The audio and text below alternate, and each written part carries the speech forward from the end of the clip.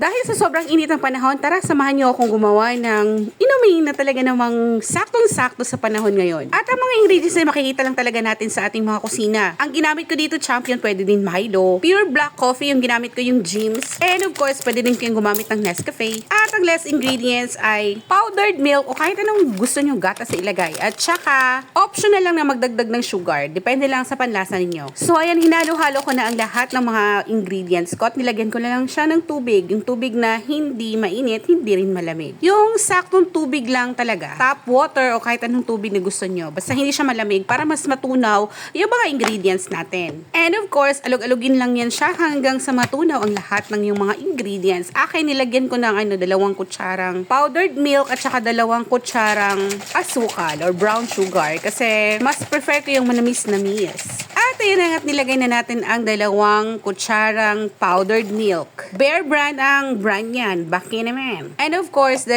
kutsarang brown sugar. Again depende ito sa inyong panlasa. Dahil kaysa bumili kayo dun sa labas sa mga coffee shop, dito na lang kayo gumawa sa bahay. Marami namang mga choices of ingredients na mabibili lang natin sa mga tinda-tindahan na malapit sa atin kung wala kayo mga ganyang available na ingredients sa bahay. And of course, alog-alogin hanggang sa matunay ang ating mga ingredients, mga mare, mga pare. At ipagpatuloy lang pag-alog-alog hanggang sa talagang mix na talaga ang lahat. And of course, kumuha kayo ng essential na ice o ice talaga kasi gusto natin na palamigin ang ating inumin. Mas maraming yelo na ilalagay, mas refreshing mga mare. At ayan na nga at atin na nilagay at isalin sa baso para tikman na natin kung ano talagang lasa nito. Kasi nakita ko lang dito sa TikTok at saka sa videos ng mga maraming content creator dito sa Facebook kasi nga napakainit ng panahon at saka mahal ang bumili ng ganitong mga bagay-bagay o inumin sa coffee shop. And of course, tinikman muna natin bago natin ito ibigay o patitikim sa mga loved ones natin. O, diba? And of course, nagustuhan ko yung lasa. At ipatitikim din natin ito kay Baby Binsot. Tingnan natin kung magugustuhan niya ba yung ating ginawang inumin for him. At of course, hindi na ako sorpresa kasi nagustuhan na niya naman talaga. Kasi pare-pareho lang naman kami ng panlasa ng batang ire. At nagsali na nga din ako ng isa pang baso at ipatitikim natin ito kay Habibi. Saktong-sakto kasi nakauwi siya for lunch. Ayan na nga, tinikman niya.